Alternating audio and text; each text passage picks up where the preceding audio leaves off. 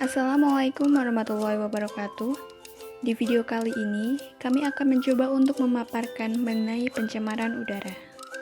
Sebelumnya, perkenalkan kami dari kelompok 7 yang beranggotakan Melia Adeliani, Herna Wardani, Jihan Nabila, Hesti Fitri, dan Wahidatul Umulia.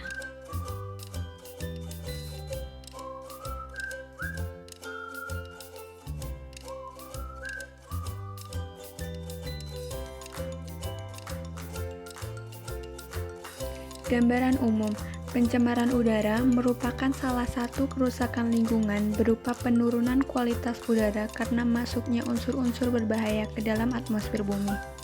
Unsur-unsur berbahaya yang masuk ke dalam atmosfer tersebut bisa berupa karbon monoksida atau CO, nitrogen dioksida atau NO2, klorofluorokarbon atau CFC, sulfur dioksida atau SO2, hidrokarbon atau HC, benda partikulat, timah atau PB, dan karbon dioksida atau SO2.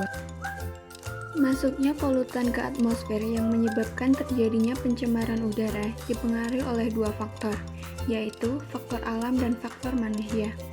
Penyebab pencemaran udara dari faktor alam contohnya adalah aktivitas gunung berapi yang mengeluarkan abu dan gas vulkanik, kebakaran hutan, dan kegiatan mikroorganisme. Dan untuk penyebab polusi udara yang kedua adalah faktor manusia dengan segala aktivitasnya, seperti aktivitas pembakaran, pertambangan, proses kimia, proses pembangunan, dan lain sebagainya. Besaran masalah pencemaran udara. Indonesia menempati peringkat ke-17 untuk negara dengan polusi udara terburuk di dunia dengan konsentrasi PM2,5 tertinggi yakni 34,3 gram per meter kubik. Berdasarkan laporan kualitas udara dunia dari IQ Air 2021, posisi tersebut juga menjadikan Indonesia sebagai negara nomor 1 yang paling berpolusi di kawasan Asia Tenggara. Namun, laporan ini menunjukkan bahwa kualitas udara Indonesia secara keseluruhan membaik jika dibandingkan pada tahun 2020 dengan konsentrasi PM2,5 mencapai 40,7 gram per meter kubik. Sementara itu, pada tingkatan ibu kota Jakarta berada di peringkat ke-12 dengan rata-rata konsentrasi PM2,5 tertinggi yakni 39,2 gram per meter kubik. Angka ini turun tipis dari rata-rata tahun sebelumnya yaitu 39,6 gram per meter kubik. Dampak yang belum terlihat dari pencemaran udara. Pertama, peningkatan suhu di bumi. Di Indonesia sendiri, Global Flight Dynamics dan Goddard International Space Study, lembaga dari Amerika Serikat, memperkirakan bahwa temperatur udara akan meningkat 2,0 derajat sampai 4,2 derajat Celcius sampai tahun 2050 hingga 2070. Dampak yang kedua mempengaruhi nilai ujian. Pada tahun 2011, Sefirot, seorang peneliti di London School of Economics, melakukan penelitian dengan mengamati apakah polusi udara berpengaruh pada kinerja kognitif manusia. Ruth dan timnya mengamati para siswa yang mengikuti ujian di hari yang berbeda-beda, dan juga mengukur berapa banyak pencemaran udara pada masing-masing hari itu. Seluruh variabelnya tetap sama, yaitu ujian diikuti oleh siswa dari tingkat pendidikan yang sama, di tempat yang sama selama beberapa hari. Ruth menemukan bahwa variasi hasil rata-rata nilai ujian mereka sangatlah berbeda. Dampak yang ketiga yaitu mempengaruhi banyaknya tindakan kejahatan.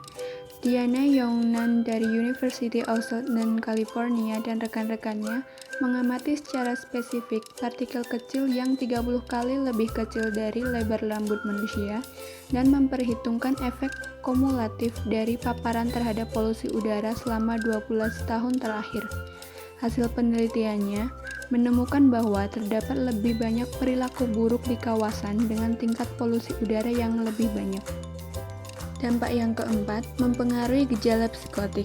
Penelitian pada 2019 Maret lalu menunjukkan bahwa remaja yang terpapar racun polusi udara lebih rentan terkena gejala psikotik seperti mendengar suara-suara atau paranoid. Dampak yang sudah terlihat bagi kesehatan. Yang pertama, serangan jantung. Sebuah penemuan baru mengindikasikan bahwa menghirup udara yang terdiri dari polutan berbahaya dapat menyebabkan aterosklerosis. Aterosklerosis adalah penyempitan pembuluh darah yang disebabkan oleh penumpukan plak di dinding pembuluh darah. Seiring waktu, penumpukan plak di dalam dinding pembuluh darah akan mengentalkan arteri yang membatasi aliran darah, nutrisi, dan oksigen ke seluruh tubuh. Aterosklerosis dapat menyebabkan kejadian kardiovaskuler yang lebih berbahaya, seperti penyakit jantung koroner atau penyakit arteri perifer, serta serangan jantung atau stroke. Untuk dampak yang kedua yaitu asma atau asthmatic bronchiale. Asma adalah jenis penyakit jangka panjang atau kronis pada saluran pernapasan yang ditandai dengan peradangan dan penyempitan saluran nafas yang menimbulkan sesak atau sulit nafas. Penyempitan saluran ini menghasilkan gejala asma seperti sesak nafas, batuk, dan sesak dada. Untuk dampak yang ketiga yaitu pneumonia. Pneumonia adalah penyakit akibat infeksi yang memicu inflamasi pada kantong-kantong udara atau pada alveolus di salah satu bagian paru-paru, atau bahkan keduanya. Pneumonia dapat disebabkan oleh serangan atau infeksi virus, jamur, atau bakteri terhadap sistem pernafasan. Untuk dampak bagi kesehatan yang keempat yaitu bronkopneumonia. Bronkopneumonia ditandai dengan peradangan yang menyerang saluran nafas atau udara seseorang. Seseorang yang mengalami penyakit ini dapat merasa sulit bernafas lega atau sesak nafas karena paru-paru mereka tidak mendapatkan suplai udara yang cukup. Penyakit ini dapat disebabkan karena tubuh terinfeksi virus, bakteri, atau jamur. Bronkopneumonia paling sering disebabkan oleh infeksi bakteri. Bakteri penyebab penyakit ini masuk ke dalam paru-paru melalui udara.